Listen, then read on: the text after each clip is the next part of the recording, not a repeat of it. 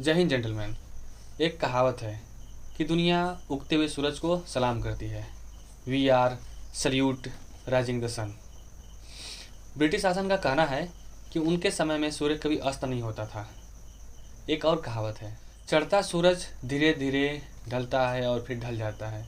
ऐसा लगता है कि सूरज का अस्त होना एक कमजोरी है, एक अभिशाप है, एक महापाप है। ऐसे मानते होंगे यूरोप और अन्य देशों के लोग, लेकिन भारत में ऐसा नहीं है। हम भारतवासी जिस प्रकार से उगते हुए सूरज को नमन करते हैं, उसी प्रकार से सूर्य अस्त होते समय भी हम उनको नमन करते हैं। पूर्व में उगता हुआ सूरज अगर पश्चिम में अस्त होता है, अपनी दिशा बदल देता है, तो उनकी दिशा बदलने से हमारी भावनाएं नहीं बदल जाती। हमारी जो भावनाएं सूर्य के उगते समय होती है, उससे कई गुना ज़्यादा हमारी भावनाएं सूर्य को अस्त होते समय होती है। हमारे लिए दिशा का बदलना महत्वपूर्ण नहीं है।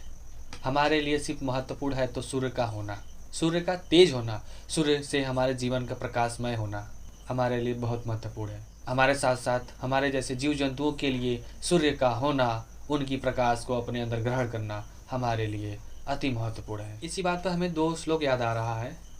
सूरज हूँ, जिंदगी की रमक छोड़ जाऊंगा, डूब भी गया तो क्या हुआ, एक सफक छोड़ जाऊंगा।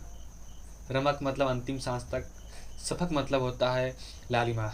जिस प्रकार से सूरज हमें अपने जीवन तक हमारे जीवन में उजाला भर देता है, उसी प्रकार से सूरज अस्त होते हुए भी अपने साथ साथ अपने चारों ओर पूरे बादलों में एक लालिमा छोड़ जाता है। जो ये दृश्य देखने पर कितना अद्भुत आनंदमय लगता है, ये वही जान सकता है जो सिर्फ सूरज को अस्त होते हुए देख पाता है। हर साल दिवाली के छठवें दिन, अगर तिथियों की बात की जाए तो दिवाली के बाद कार्तिक शुक्ल पक्ष के छठवें दिन यह पूजा आयोजन आरंभ होता है।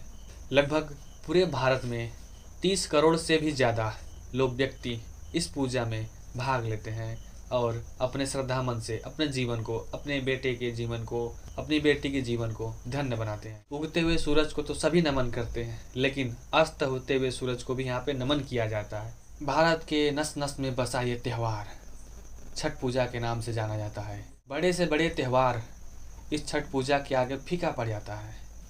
हमारे यूपी, बिहार, झारखंड की माताएं, बेटियां, बेटे आदि सब लोग एक साथ मिलकर अपने बेटे की कामना करते हुए एक स्वर में गीत प्रस्तुत करती हैं और यह सुनने में इतना आनंदमय लगता है, इतना अद्भुत लगता है कि अगर आप एक बार छठ पूजा का आयोजन करते वक्त वहाँ पे खड़े हो जाएं तो आप लोगों को गर्व महसूस होगा कि हम पहली बार और हमेशा छठ पूजा का हिस्सा बनना चाहेंगे। कि काचे बांस की बहंगिया बहंगी लचकत जाए, होई ना बलम जी कहरिया बहंगी घाटे पहुँचाए।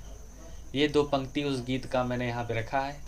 हमें आशा है कि आप लोगों को ये गीत पूरा सुनने में अच्छा लगेगा। छठ माता कौन है, ये कहाँ से आई है, इससे कुछ कहा नहीं जा सकता। पुराणों में नवरात्र के समय पूजी जाने वाली हमारी माता कात्यायनी माता जी को ही छठ पूजा माना जाता है और सनातन धर्म में इन्हें ब्रह्मा जी की मानस पुत्री के नाम से भी जाना जाता है, ऐसा लोग कहते हैं। मैं एक ऐसे युवा भारत को देखना चाहता हूँ जो ईश्वरों में बैठकर रिसर्च करे और शाम के समय घर लौटने के बाद सोते समय एक पाठ गीता का श्लोक पढ़ के अवश्य सोए। अब फिर बात करते हैं छठ माता की ओर। छठ पूजा कब शुरू हुआ, कुछ कहा नहीं जा सकता। ऐसा माना जाता है कि महाभारत काल के समय में द्रौपदी छठ माता की पूजा करती थी और अंगराज सूर्यपुत्र कर्ण भी छठ पूजा किए करते थे। बिहार का एक जिला भागलपुर है जो महाभारत काल के समय अंग देश के नाम से जाना जाता था, जिसके राजा सूर्यपुत्र कर्ण थे, यानी अंगराज कर्ण। कुरुक्षेत्र में जब सूर्यपुत्र कर्ण वीर गति को प्राप्त हुए, तब सारे लोगों में, सारे संसार में भगवान सूर्य से लेकर सभी देवता अपने आंसुओं का बौछार बहाने लगे कि ऐसे वीर पुत्र वीर गति को प्राप्त हो गया। इसी बात पे हमें दो लाइन की पंक्ति याद आ रही है। फिरे आकाश से सूर्यांश सारे, नतानंद देवता नभ से सिधारे, छिपे होकर आदित्य आकाश घन में, उदासी छा गई सारे भुवन में। दुनिया की कोई भी ताकत भगवान सूर्य के प्रकाश की लालिमा को कोई फूंक मारकर बुझा नहीं सकता। ऑटो वाले मता दिन और चाट वाले बटेश्वर भैया से लेकर प्रदुम से लेकर दिल्ली, मुंबई आदि राज्यों से लेकर जो भी व्यक्ति अपने घर परिवार को छोड़कर बाहर रह रहे हैं, वो सारे के सारे टिकट कटाकर छठ माता के पूजा के लिए रवाना हो चुके हैं। यह पूरे साल का एकमात्र ऐसा पर्व है जिसमें मिट्टी और माँ दोनों एक साथ अपनी आराधना को पूजा करते हुए अपने संगीत के माध्यम से पूरे देश को स्वरमग्न कर देती हैं। और हमें ऐसा लगता है कि अगर आप वहाँ पे साक्षात खड़े होंगे तो आपके रोंगटे भी खड़े हो जाएंगे। जो भी बेटा अपने घर से दूर है, माँ उसे बुलाती है और कहती है कि ये जो बांस की बहंगी बनाई गई है बेटा, इसे तुझे ही घाट की तरफ ले जाना है। इसलिए आप सब लोग जहाँ पर भी हो वहाँ से टिकट कटाकर तुरंत छठ माता जी के पूजा के लिए रवाना हो जाइए। यह 4 दिवसीय पूजा है। पहला दिन नहाए खाए यानी घर को अच्छी तरीके से साफ सफाई करके यानी पवित्रता का सबसे अधिक यहाँ पे ध्यान दिया जाता है। इसके अगले दिन जो पवित्र किए गए बर्तन हैं, जो साफ सफाई किए गए बर्तन हैं, चूल्हे चौके हैं, उनमें माता जी का प्रसाद बनाया जाता है। और शाम के समय एक पवित्र अमृत की तरह एक पकवान बनाया जाता है जिसे हम लौकी दाल कहते हैं। और ये लौकी दाल उस दिन का इतना स्वादिष्ट होता है जिसके आगे सारा 56 भोग भी निरस्त पड़ जाता है। और इस पूजा का तीसरा दिन जिसमें सारी माताएं निर्जला व्रत रहती हैं, यह मुख्य दिन माना जाता है।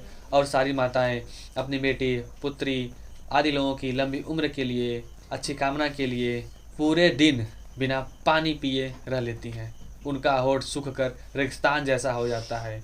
ये भावनाएं उनको कितना सुखमय देती हैं और अपने बच्चे के लिए कितना प्रेरित करती हैं। पहले पहले कैनी हम छठी मैया व्रत त्योहार, करही क्षमा छठी मैया, भूल चूक गलती हमार।